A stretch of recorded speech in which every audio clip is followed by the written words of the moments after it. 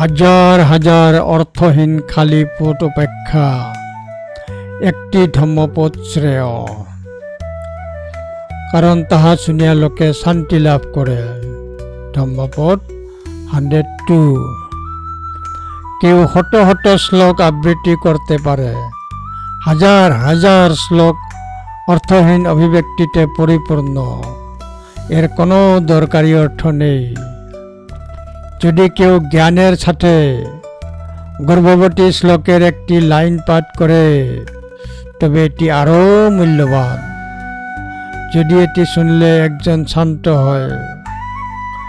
অর্থহীন পংক্তির সমন্বয়ে 100 শ্লোক জপ করলেও একক অর্থপূর্ণ ধম্ম লাইনটি ভালো। ধম্মপদ 102।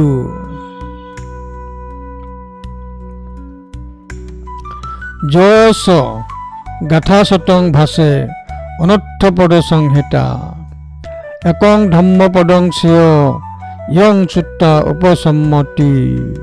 ধম্মপদ 102। ইয়স গাথা শতং ভাসে অনর্থপদ সংহিতা, একং ধম্মপদং শ্রেয় ইয়ং সূত্রা উপসম্মতি। ধম্মপদ 102।